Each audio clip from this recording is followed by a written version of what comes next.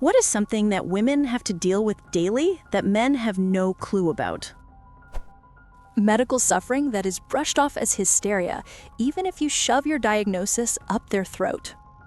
I had 8 years of, well, anxiety can give you a bad tummy. A bad tummy?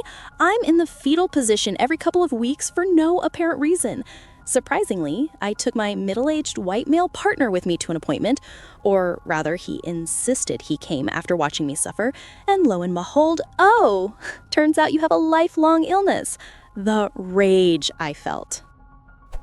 I had a boss who mentioned he liked to ask people curveball interview questions to see how they respond. One of the questions was, "What's the first thing you do when you get in your car?" I said, "Lock the doors." He looked confused and asked why. I was taught that from a young age, and there have been 2 occasions when a strange man tugged at my locked car door. He was shocked. Must be nice. As a man, I just bought my first pair of white pants for a work event in the Caribbean. I now have to go find white underwear. My wife laughed and said, "Welcome to being a woman." Period poops. They are god-awful, as if cramps and bleeding weren't bad enough. Basically, a hormone is sent to trigger cramping to help shed the uterine lining, but the body doesn't always do a good job of localizing this hormone, so it can spread all around the lower torso, causing back pain and muscle spasms, also causing cramping in the stomach and colon. They're so annoyingly messy on top of all that. Thank the toilet gods for bidets. Some men think that women can just bat their eyelashes and get a guy's attention, but it's not true, especially if you're an ugly woman. Men are often dismissive of your existence or downright violent toward you if you're not attractive. You could simply be walking toward the same door as a pretty woman, and a guy will hold it open for her and let it slam in your face because you're unattractive to him. I was once threatened with violence by a coworker while we were all talking, and nobody said anything in my defense. Meanwhile, a more conventionally attractive coworker said something similar, and his reaction was friendly. There's a near complete lack of representation of unattractive or older women in media. Yet we see numerous movies about older or unattractive men. Men seem to think that only young, pretty women exist in reality. I'm a lawyer and frequently have to go into court, so I must wear dress shoes. With women's dress shoes, socks are almost never appropriate. So in the winter, my feet are freezing, while my male colleagues are snugly footed in the colorful socks their kids got them for Christmas. I genuinely find this so frustrating.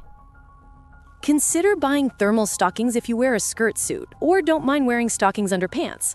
They come in plain black, but also faux nude or tan to look like sheer stockings. Apparently, women run a background threat assessment app 24/7. Meanwhile, men are out here wondering if milk expires today or tomorrow.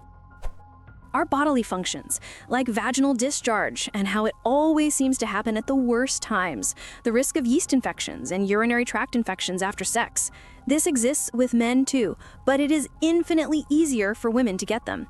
Mood swings and general hormones around our cycles, ovulation symptoms, more obscure and unknown period symptoms like insomnia or back pain, menopause and its slew of symptoms. It goes on and on. Then, when you get a strange or uncomfortable sensation down there and have to play, is it thrush, BV, or a UTI? Because one of those doesn't need a doctor visit. The constant safety GPS running in the back of our minds. It's not just walking with keys between our knuckles.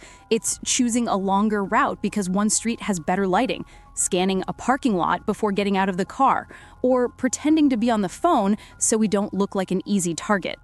Men see a walk home, we see a tactical maneuver. Always having to smile and be nice. I am an executive, I am an economist, I am an analytical professional, and yet, even when doing my job, if I'm neutral, it will be perceived as bitchy. Women are expected to be smiling and nice as our neutral position, and neutral face is interpreted as angry, moody, bitchy, or harsh.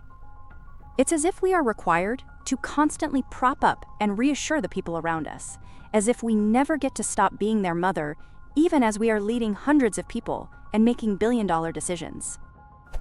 probably the constant safety math in your head, like choosing where to park, pretending to be on the phone, checking reflections, deciding how friendly is too friendly.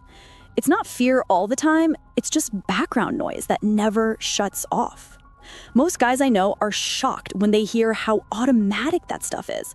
Like, we don't even think of it as being careful. It's just normal life.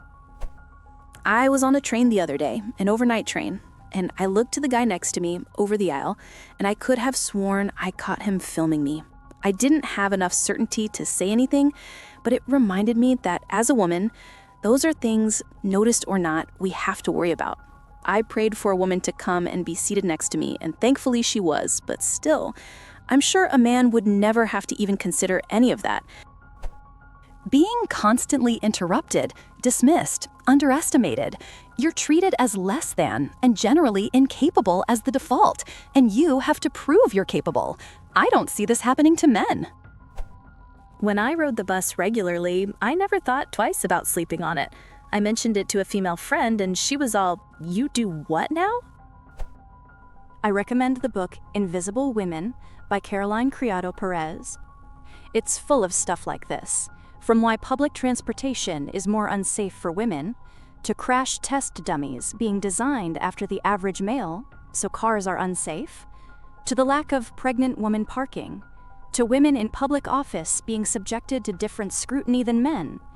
If you aren't warm or you're ambitious, clearly you aren't fit for office. It's an eye-opener, for sure. What gets me is that grocery stores are designed for male heights when so few men do their own shopping. I just saw a video about the lack of female CPR mannequins and its negative effect on the survival rate of women who require CPR, and it was really eye-opening. It's such a shame that women aren't even given proper representation in something as life-saving as CPR. Creepy old men commenting on your body and touching it from a very young age. I developed curves very quickly, around 13, and since then I haven't known peace from men over 30. I'm 19 now. For example, a month ago I was in the middle of getting my driver's license and had to drive with an instructor. I wore a lower-cut top that one time. I usually wore sweats because I was going out with a friend afterward. Guess how many comments there were about my boobs? 5. This guy is 40, has a wife, and a son my age. Recently, a man grabbed my thigh on a bus. Random men have grabbed me by the waist in stores to move me. A teacher touched my butt by accident at 14. These are just some examples. I could write a whole essay. Not that guys my age are any better, but the older men are worse. I'm a male teacher.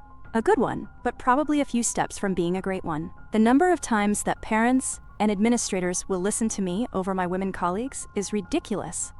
Friends, I'm just some jagoff who wants your kid to listen and succeed. So does she. Maybe TMI, but I think most men don't know about cervical mucus. A blob of it can come down the vagina at any time and soil your underwear. It has the texture and consistency of egg whites. It's sticky, annoying, and difficult to wipe off undergarments. It was sweet of you to add the spoiler tags, but it isn't too much information. Men don't need to be shielded from merely reading about something that half the population has to experience.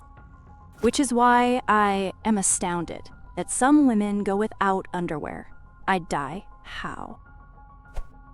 For a woman to be called dumb, she must be dumb once, about one thing. For a man to be called dumb, he must be dumb about absolutely everything all the time.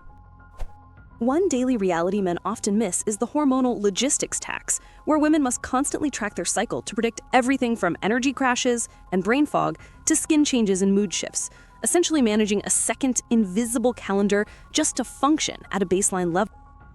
On the other hand, if you were not like this, do not get intense energy crashes, brain fog, or mood swings, you still get people blaming everything on your period, except my hormonal acne. That one is a just wash your face. Thanks so much for watching. If you enjoyed this video, hit the like button. It really helps. Subscribe for more and tap the bell so you don't miss the next one.